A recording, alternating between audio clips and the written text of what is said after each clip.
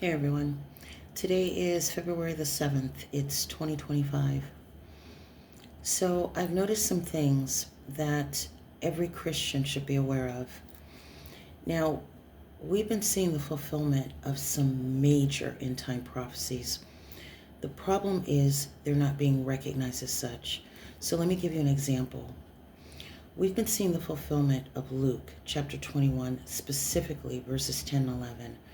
Now, verse 11 would be when the Lord says, "And there shall be great earthquakes in divers places," but it's not being recognized. The reason it's not being recognized is it's another prophecy that's been misinterpreted, oftentimes with the primary focus being placed on catastrophic events.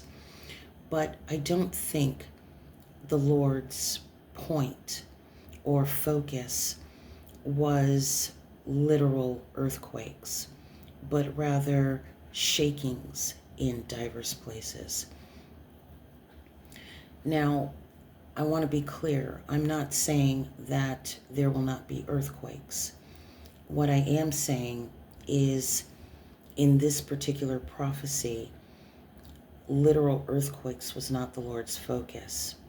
So, what I'd like to do is to take a more in-depth look into these particular verses to see if the events that we see unfolding today align with the attributes that are in the prophecy. Now, I'm going to start by reading Luke 21, and I'm going to start with verse 5.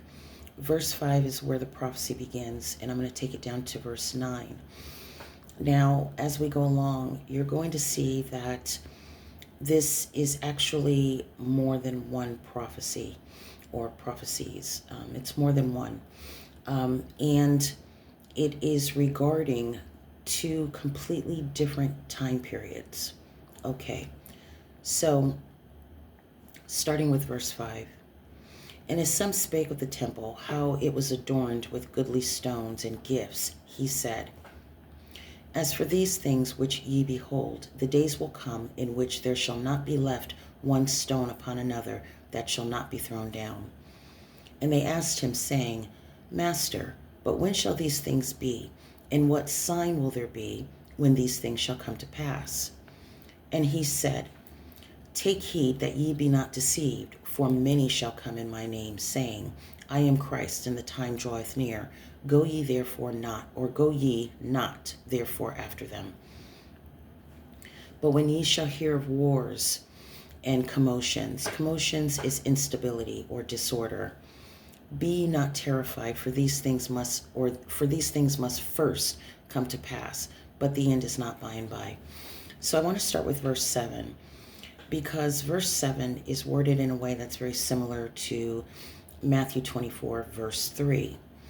The difference is 24:3 has a little bit more of an edge to it, and it's worded in such a way where it's more specific, and it gives more clarity. It offers more clarity into what they were specifically asking. And it says this: tell us when these things shall be, and what shall be the sign of thy coming and of the end of the world? So the word sign, it means indication, but it also means a mark or a token of something. So when we look at Luke 21:7, we get a better understanding of why it may be that the Lord gave the prophecy the way that he did, in terms of it applying to two different time periods. So the first portion of the prophecy has already been fulfilled. So when the Lord is talking about the destruction of the temple, this took place in 70 AD, when he's referring to those who would come in his name. I did not do a study into that, to this particular portion, because I have my hands on a lot of different things.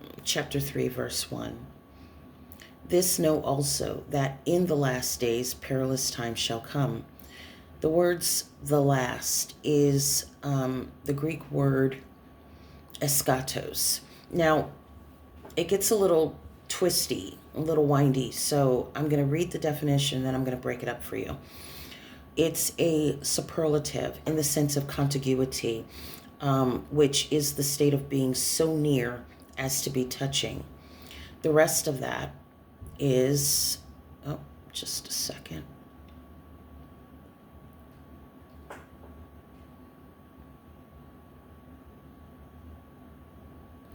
So the rest of that of the definition is, so it's speaking superlative. It's speaking it's regarding extremes. So it's the farthest or final in terms of place or time. It's the ends of, the latter end, the lowest or the uttermost, which is why I said it that way. It's the uttermost. Okay, so when it talks about in the sense of contiguity, so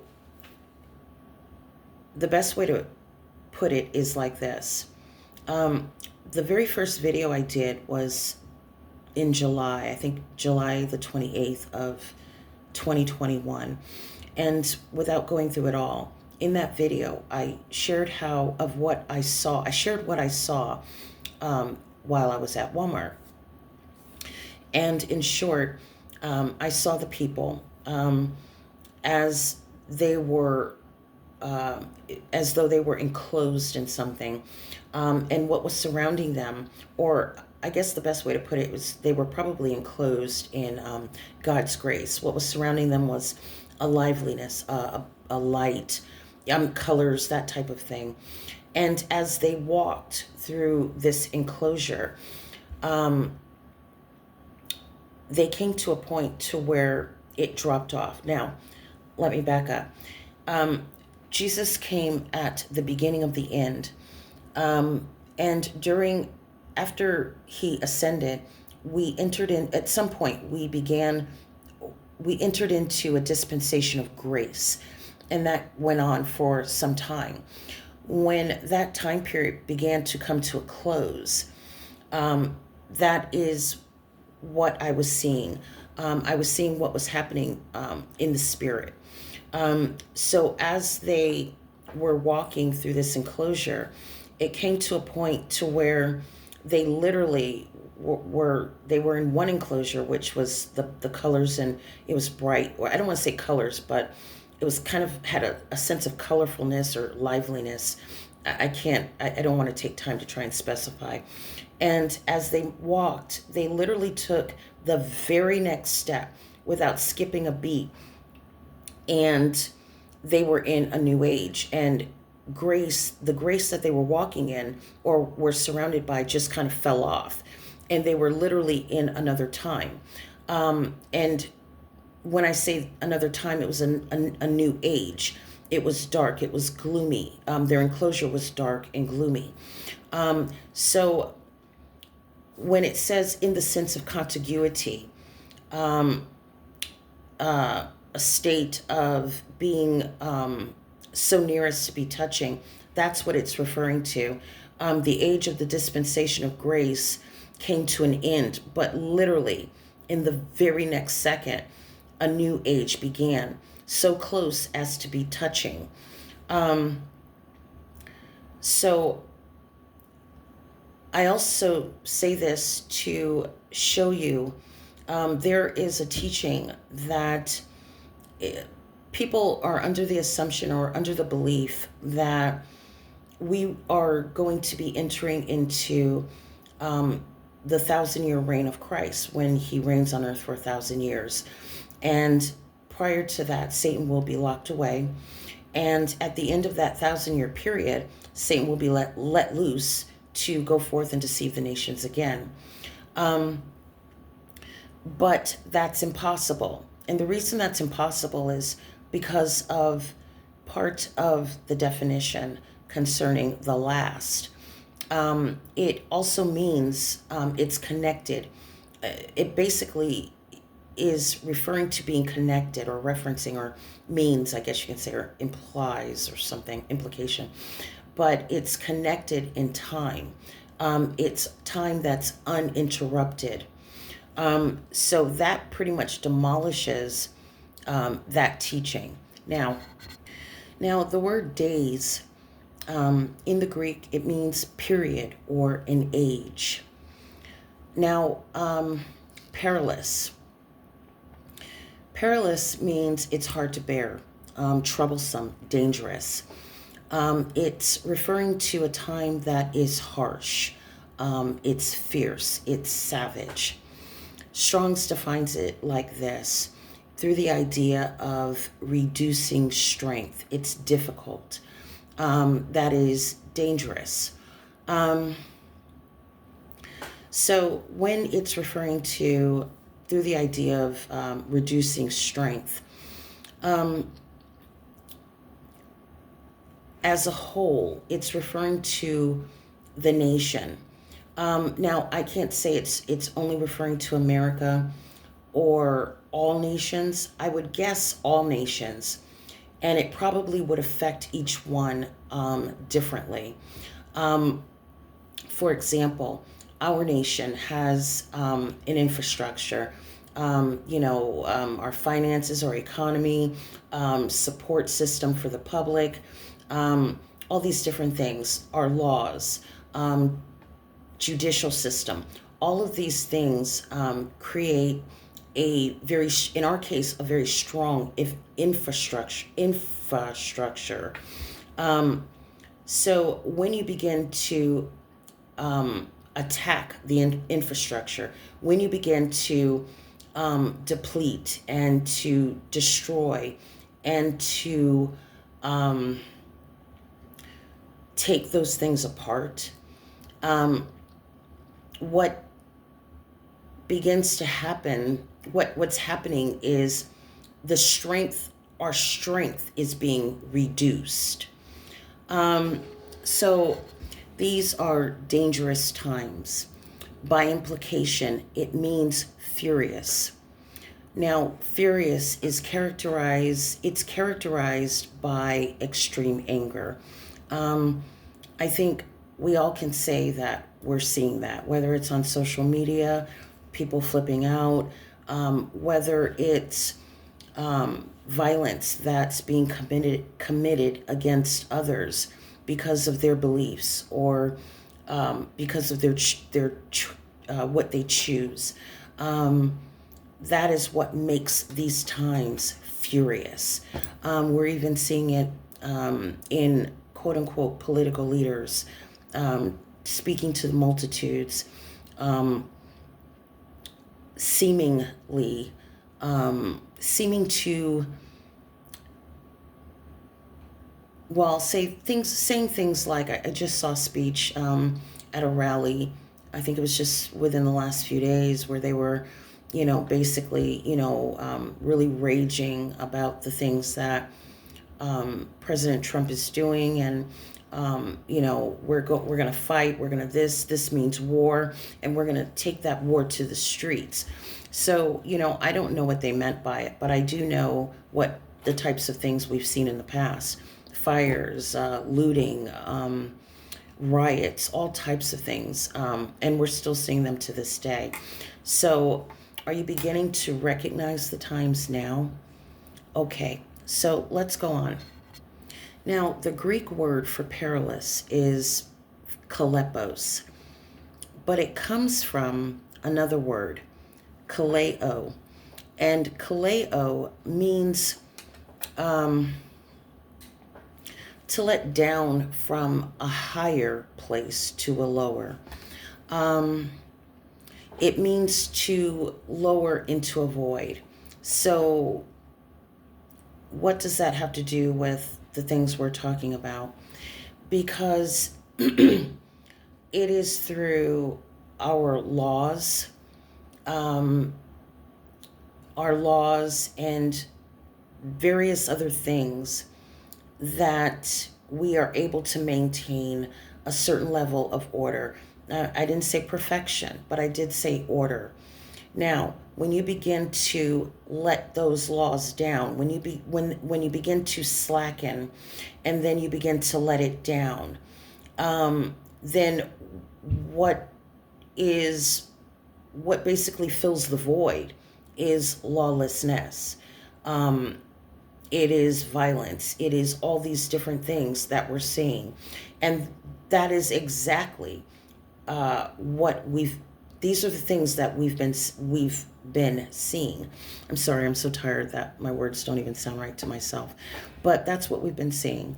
We've been seeing a letting down of our laws, and in its place, we're seeing a culture of lawlessness, or lawlessness being promoted and carried out. Okay, so I've given you most of the definitions or I've given you the key definitions for verse 1. So let me read it to you, including some of the definitions, so you can get a better understanding of what it's saying. In the last or latter end, the uttermost, period, or age, perilous, as in strength reducing, difficult, dangerous times shall come. That's what it's saying. Okay, I'm going to go back to Luke 21, verses 10 and 11. I'm going to start with verse 10.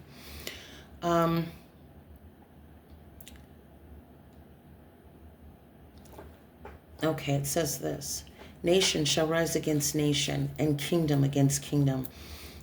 Nation means a multitude of individuals of the same nature, basically living together. Shall rise. Rise means to awaken, arouse, or to rouse. Against. Against is a superimposition.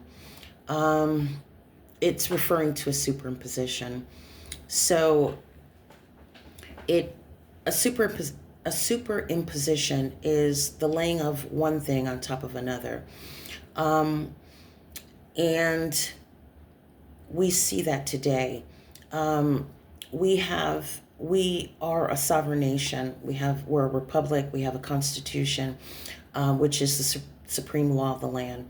But what we've been seeing for the last few years is other nations or other individuals of other outside or foreign organizations, I guess you can say, coming in and imposing or laying their laws or edicts on top of ours. So we still see our laws working, but it's their laws that are given precedence or are superseding. And so this is when you're seeing, let's say, the rules or regulations from the WHO attempting to be imposed again. When you're seeing the UN, we're seeing various things taking place. Actually, there are horrendous things that are taking place concerning the UN. A great example of that is Agenda 2030. Well, a part of that is you'll own nothing. I mean, you'll own nothing and you'll be happy. And we're actually seeing that. We're seeing that being implemented in various ways. So nation shall rise against nation, and it's a superimposition in terms of place as well as order. So we're dealing with the order of things. So like I said, we're a sovereign nation. We have our own laws, so on and so forth. But that is not what's taking precedence. It's the laws of other people and other lands and other things. Like one more example, like the UK imposing on some of our citizens basically violating their right to free speech. And that's the last example I'm going to give on that. So kingdom. So nation shall rise against nation, and kingdom against kingdom. This is speaking or referring to royalty. It's abstractly rule. So, in other words, this is not a literal kingdom, but what we're dealing with are those who are considered royalty. And the effects we're seeing comes from their sphere of influence. So I'm sure many of you have heard, let's put it like this. How about George Soros, and his various organizations have influenced our laws, are subverting our laws through Soros-funded district attorneys, so that's one example. We hear about other well-known families, very wealthy families, the Rothschilds, the Rockefellers. We hear about these people in their sphere of influence. So we're not actually dealing with those who have the right or authority to rule anything, but what we're dealing with is their sphere of influence, if that makes sense. And I believe this is where Revelation 17:12 comes in. Revelation 11 says, "And the beast that was and is not, even he is the eighth and is of the seven, and goeth into perdition." I didn't really mean to read that one. But verse 12 says this, "And the 10 horns which thou sawest are 10 kings, which have received no kingdom as yet, but receive power as kings 1 hour with the beast." So that's what we're seeing. We're seeing various edicts being written or edicts being passed, things that are being imposed as though they're laws, but they're not really our laws. There are rules, regulations being passed off as laws. Okay. At the end of the day, this is spiritual. And I truly, truly believe that at the end of it all, what we're actually dealing with is the kingdom of darkness. And it's coming up against ultimately the kingdom of light, the kingdom of God. Okay, so is this what we're seeing today? Well, I want you to think about it. You'll own nothing. What is it? You'll own nothing and be happy. So what they're really telling you is what the end result will be, but they're not telling you how they're going to get there. So in reality, what's really happening is they're going to take it by force. They are taking it by force, which kind of goes back to the superimposition. So what would it look like if they took it by force? Well, it would look like fires, burning homes and burning cities and burning businesses and destroying our wildlife. There have been fires all over the world. Most recent, as everyone knows, fires in LA, San Diego. There was a great fire in the Amazon jungle, I think sometime in September. There's been fires all over. There have been fires in Idaho. There was a major fire that destroyed most of a town in New Mexico. This was also just a few months ago.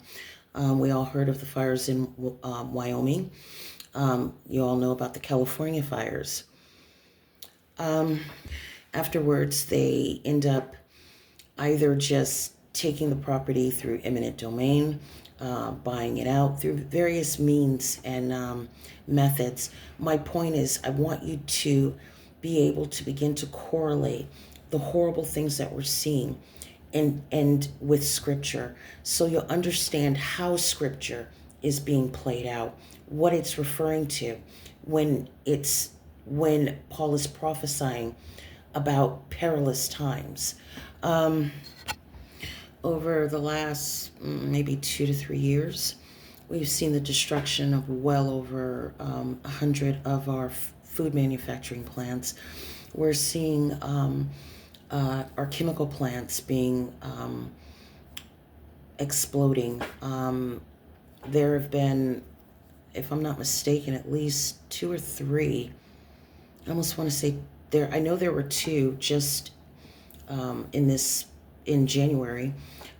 So it's been to where there's been one here, one there, and within a quick or within rapid succession, very close together. Through various means, they've been closing down farms, not just here in the States, but all over. They're closing down farms. Millions of our livestock has been destroyed, which begins to destroy our food supply. We've seen, as you well know, the opening of the borders, which has allowed terrorists to come in. It's allowed people from other nations who do not hold to the same standards as we do. And there's a reason why God gave every country, has set borders. So this is what a shaking looks like. It's the destruction of your infrastructure, your ability, the infrastructure, or I should say your ability to support your society or the society. That's what a shaking looks like. So, on to verse 11. And great earthquakes shall be in diverse places, and famines, and pestilences, and fearful sights, and great signs shall there be from heaven. So, the word great, of course, means great or greatest, loud, mighty, or strong. Now, the word earthquakes is defined as a shaking, or a commotion. Now, the word commotion also means a civil disturbance, an insurrection, or disorder.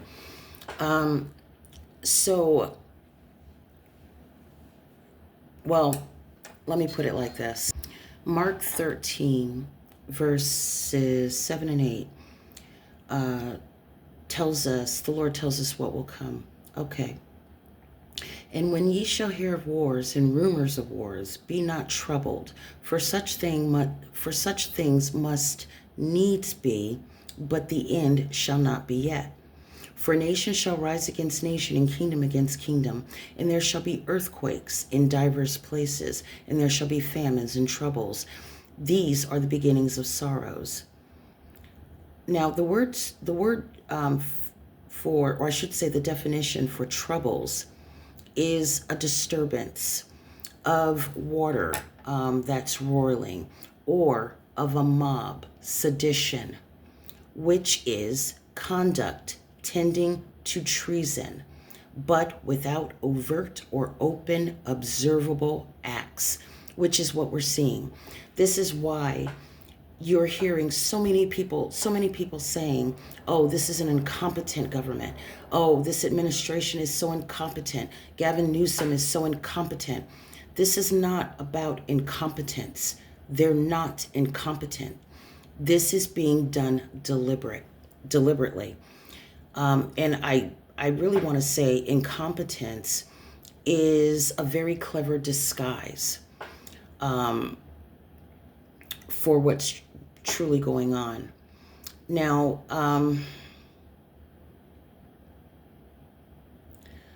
let's see. This is the beginnings of sorrows. Sorrows has a similar quality or character as of childbirth, pain, or travail.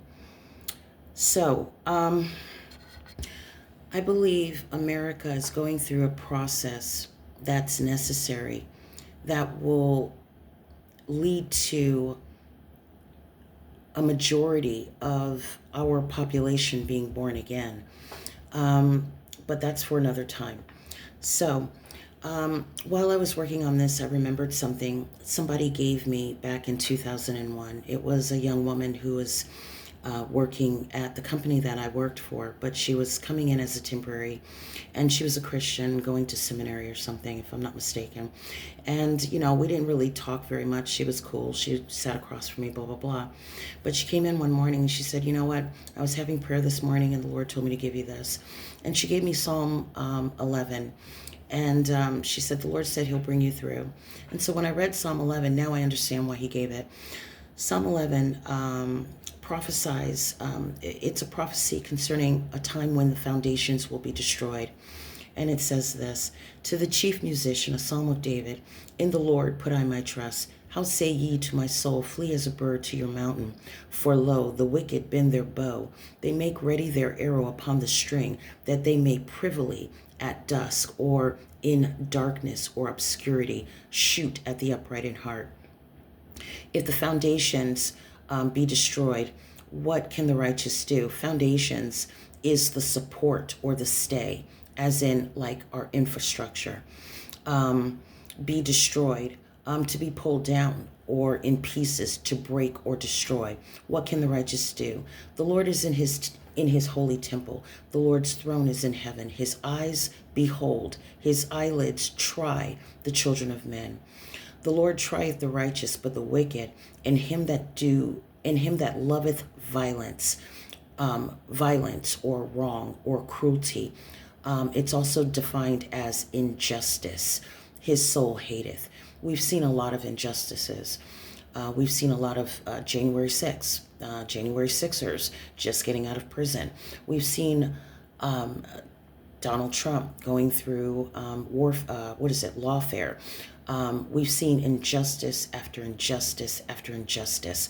They're giving our tax dollars to other nations, other countries for ridiculous things when our own people are in need, and they turn around and hand them only $700 of their own money.